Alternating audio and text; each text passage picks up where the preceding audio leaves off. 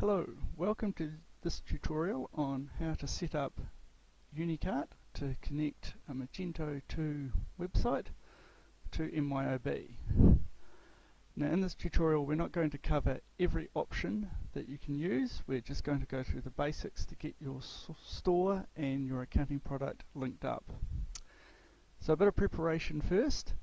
I have created a completely blank MYOB file and I have done some pre-configuration. So the important things, I have set up a bunch of items here ready to sync to the website.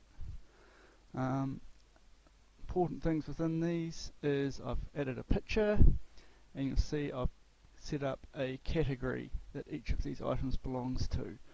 Only items that have been assigned to a category will sync via Unicart to the website. I've also set up some selling prices, retail and wholesale, to go over to our website. Okay, the other thing is I have set up a completely blank copy of Magento, basically hopefully straight out of the box edition, nothing in it at the moment, catalogue and categories completely empty. One thing I have done, which is the first thing you'll want to do, is set up an integration. So you want to go to that, create a new one for Unicart to use, and you're going to want the access token that you generate when you create this. You also probably want to give it access to everything. If you're only using certain parts of Unicart, you can choose just to set access to the specific areas it's going to do. For this example, we're just going to give the Unicart user access to everything. So I've fired up Unicart for the first time and created myself a profile. See, when we come in here at the moment, everything is completely blank.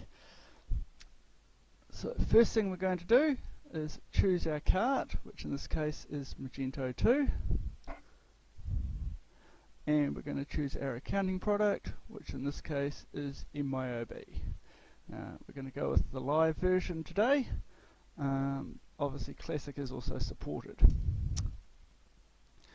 So the first thing we want to do is configure Magento connection.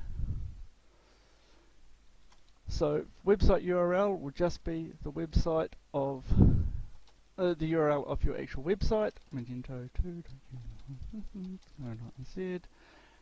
API token that we copied from before when we set it up on the website.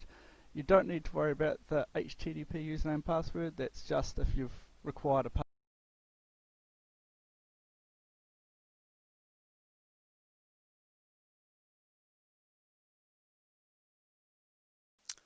So we need to enter the website ID, which is normally base, and store ID, which in this case is 1. We've only got the one store on our site anyway. Now we'll go and check, see if our connection is actually working. And if it does, we should pop up with a window, successfully connected. Now, a good idea to just check settings we need to enable in the other one. So caching departments is always a good idea. And same goes, we should be caching items. And we want to transfer images so that images for our products appear on the website. Nothing that we need to worry about in here right now. Now the orders to transfer is the status of orders we want to bring in. So we'll go with processing and transferred status, and it's a status you want to change them to once they're in MYOB. So in this case it'll be invoiced. At that point we should be good to go and check our MYOB options. So you can load it online or via a local one. This time we're doing local. So we'll pick our sample file, administrator password, we don't have a password at the moment. ID header, so this is the character that's put at the front of the ID number on orders and on sales, and on customers, and so in this case we'll just go for an M for Magento. Magento does have the option where we can assign it different IDs for which store you use, but that's done back in the Magento configuration.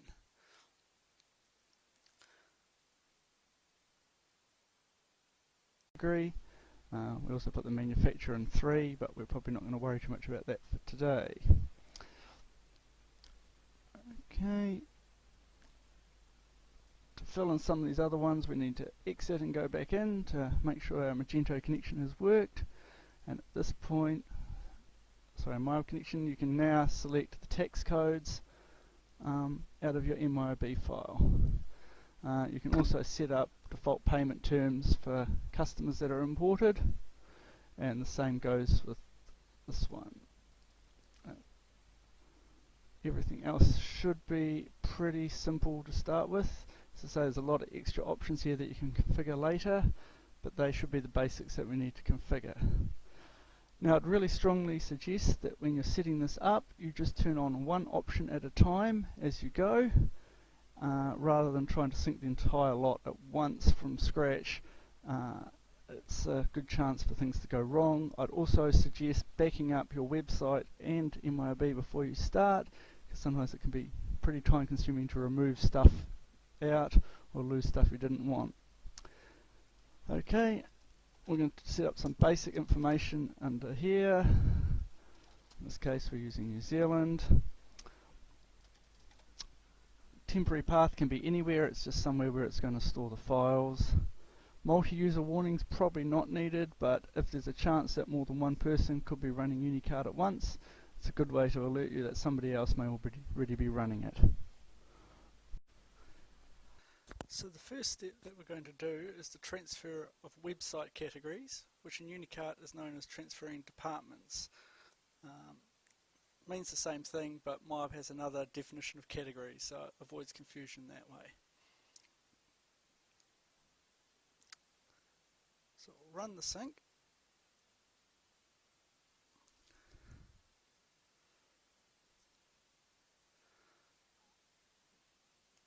At that point we'll go back to our website and hopefully under categories, and there they are. Now you'll note that there's only 3 categories that have come in, despite the fact that in MYOB we had 4. Because of the limitations with the MYOB API, we can't bring in any categories that aren't assigned to an item. So you might, in this case, we're going to temporarily assign this item to the mobile phones because there aren't any items currently in that in order to bring that one in. And so then we would have to take it out again after.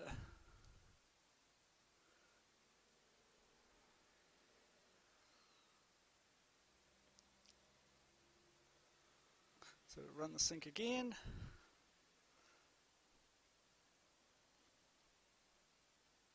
And hopefully when we look back on the website this time, our missing category should have been added.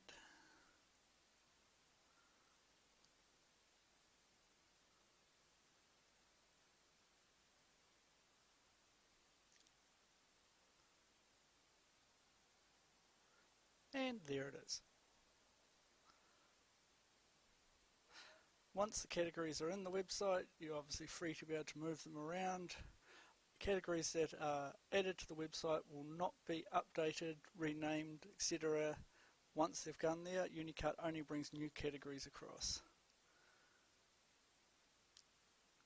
And obviously, unfortunately, MYOB can't handle trees as far as category structure for your custom lists, so you just have to make the adjustments like I've just done there once the categories are in the website.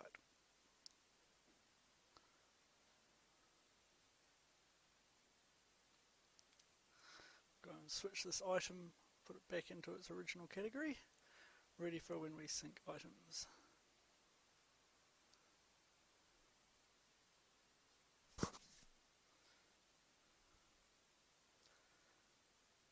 This of course brings us to the items sync. So we'll go into the general items and turn the transfer items option on, and we will run the sync.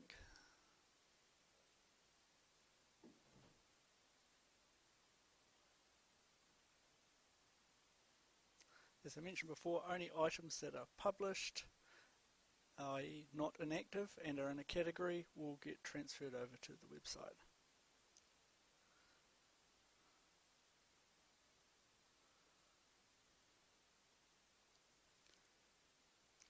And that's what we're after. You see our list of products. These have all sunk in from MYOB. pricing, stock levels, the images, all of that should have come across, and we only have one website here, so that's what they're attached to. If we refresh our home page now, on the front page, you see the categories have come in now, and under these we can see the individual products that we have just sunk in. So in order for us to do some shopping, I'm going to go ahead and add this into my cart and complete the order.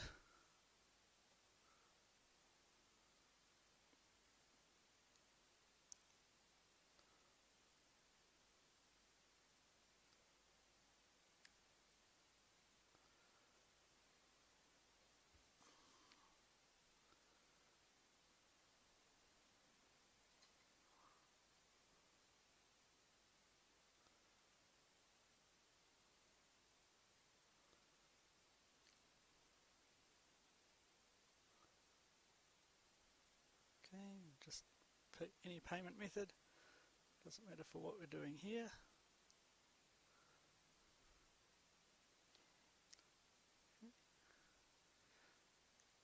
What you'll see now is hopefully we have a sale under orders.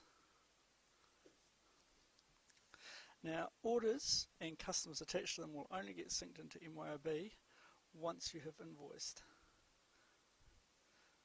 So the first thing we'll do here on the front end is we'll create ourselves a customer account. Unicart can support syncing in cash sales, but in this case we want to actually bring it in as a customer record. So we've created the customer record in the website now.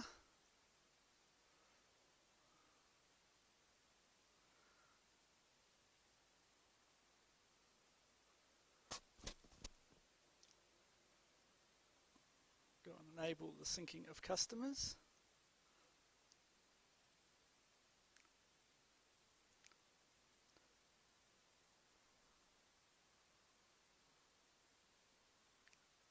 Actually, before we do that, we'll have to go and actually convert that order to an invoice, because as I said, only customers with an invoice will get sunk in by default.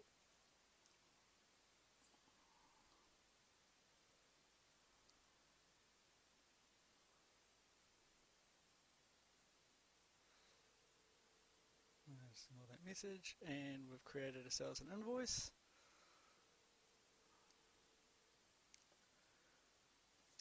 And now hopefully if we go and run the sync, we should be able to bring our customer in.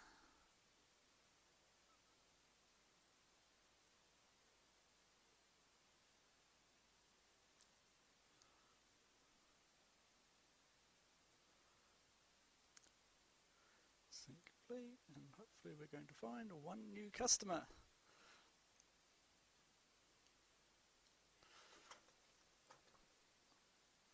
That's what we're after. So the last step, of course, that everyone wants is to bring our sale in.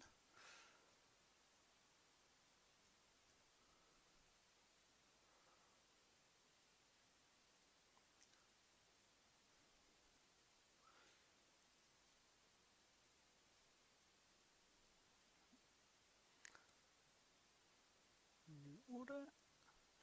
We check our sales list. And here's our order come in.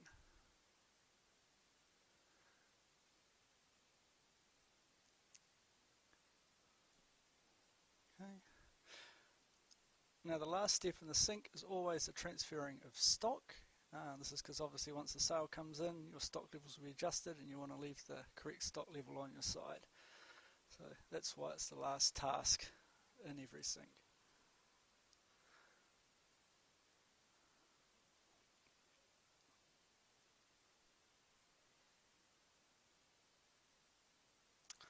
And that is a brief outline of how you configure the basics of syncing your Magento 2 website with Unicart. There are a lot more options available, but if you've got any questions, please feel free to contact us directly.